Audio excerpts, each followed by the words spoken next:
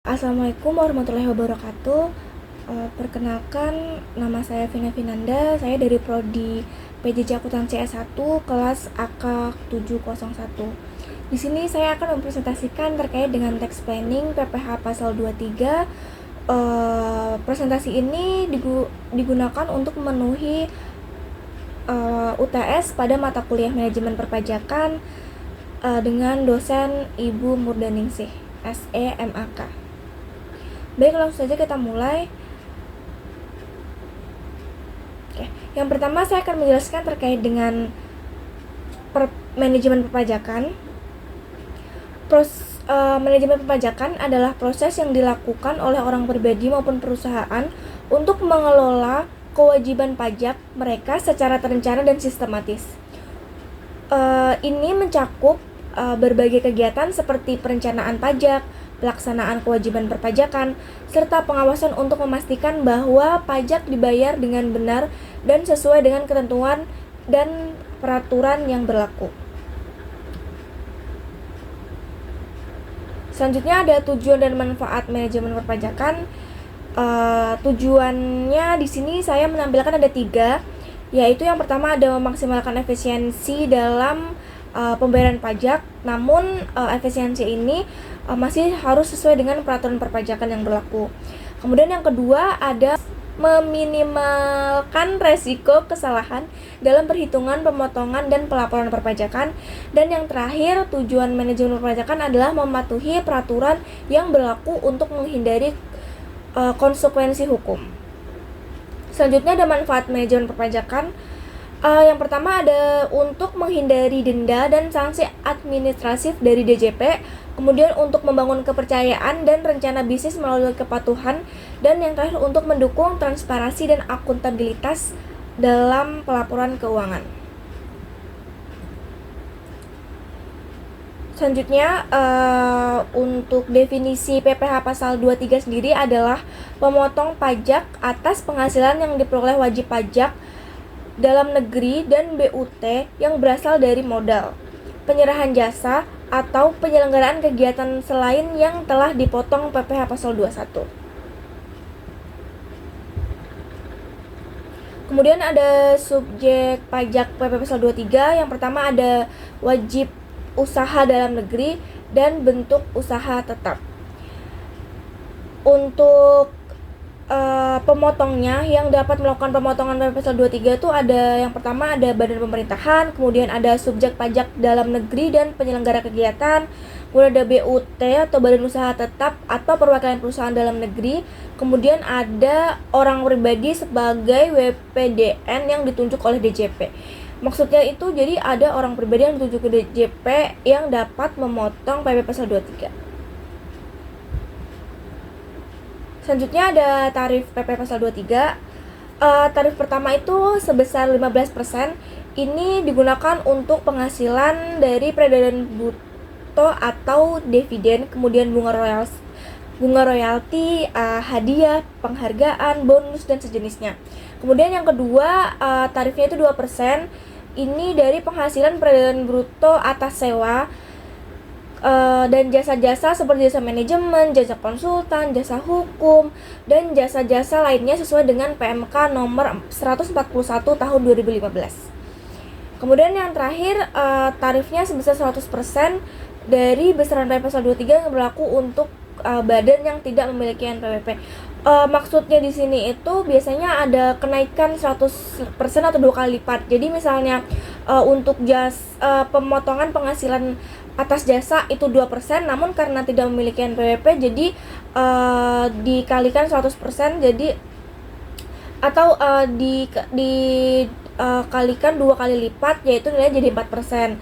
Kemudian untuk peredaran bruto dividen biasanya dari yang 15% karena tidak punya NPWP, jadi tarifnya jadi 30% atau 2 kali lipatnya.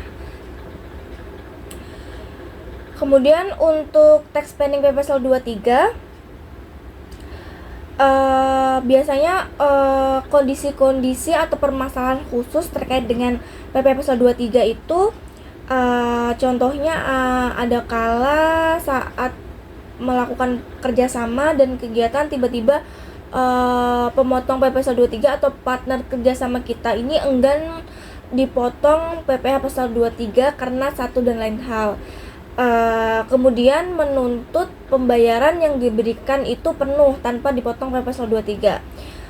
Dalam kasus ini biasanya karena tidak ada perjanjian khusus sebelum melakukan kerjasama, jadi tidak dipastikan akan ada pemotongan atau tidak. Jadi solusinya itu membuat kesepakatan awal yang mengenai tanggung jawab perpajakan dalam transaksi yang dilakukan atau proyek tersebut, atau melakukan gross up atas transaksi PP pasal 23 ini. Kemudian untuk tax planning PP pasal 23 juga bisa dilakukan dengan mengajukan pembebasan PP pasal 23. Pengajuan ini bisa dilakukan oleh perusahaan yang masuk dalam kategori pengusaha tertentu yang memiliki peredaran bruto tertentu atau PPh UMKM sesuai dengan PP pasal 2 sesuai dengan PP Peraturan Pemerintah nomor 23 tahun 2018 atau PP nomor 55 tahun 2022 dengan memberikan surat keterangan PP 23 atau 55. Jadi biasanya ini tidak dikenakan PP pasal 23 karena perusahaan tersebut masih dalam peredaran bruto di bawah 4,8 M atau masih dalam kategori UMKM. Jadi perusahaan tersebut akan dipotongnya nanti itu 0,5% dari omset atau PPh final, jadi tidak dikenakan PP pasal 23. Kemudian yang terakhir untuk tax planningnya itu bisa melakukan ekualisasi objek PPh pasal 23, yaitu ini analisis ekualisasi objek PPh pasal 23 pada SPT tahunan, PPh badan, dan SPT masa PPh pasal 23. Jadi ini melakukan rekonsiliasi antara SPT tahunan dan SPT masa yang telah dilaporkan setiap bulannya. Kemudian ada contoh implementasi tax planning PPh pasal 23. Di sini contohnya itu ada PT Senjaya Global Corp melakukan pembayaran atas jasa hukum kepada JNT Law Firm. Nilai transaksi ini itu 25 juta yang dibayarkan pada tanggal 2 November 2024. Namun demikian, JNT Law Firm tidak mau penghasilannya dipotong PP pasal 23. Bagaimana cara yang akan dilakukan oleh PT Senjaya Global Corp? Oke. Karena di sini posisinya sepertinya sebelum ada project ini berjalan tidak ada kesepakatan di awal siapa yang akan menanggung pajaknya atau PP pasal 23-nya. Jadi karena vendor atau JNT Law Firm-nya ini tidak mau dipotong PP pasal 23 atau mau menerima nilai fee-nya itu penuh 25 juta tanpa dipotong. Jadi PT Senjaya Global Corp akan melakukan gross up dari nilai jasa hukum tersebut. Berikut ini perhitungannya. Cara menghitung DPP-nya untuk perhitungan gross up itu yaitu 25 juta dibagi dengan 98 dikali 100. Hasilnya itu 25.510.204,8 rupiah. Kemudian untuk menghitung nilai PPh pasal 23-nya itu 510.204,8 rupiah ini dikali 2% sama dengan 510.204,8 rupiah. Untuk jurnalnya sendiri itu ada di debitnya ada beban jasa hukum senilai perhitungan DPP gross up-nya dan hutang PPh pasal 23 dikredit dan banknya dikredit 25 juta. Kemudian yang terakhir pengaruh atas tax planning ini, pengaruh bagi pengaruh pada PT Senjaya Global Corp setelah menerapkan metode gross up PP pasal 23, yaitu yang pertama, biaya jasa tersebut menjadi lebih besar dari yang seharusnya 25 juta jadi 25,5 juta.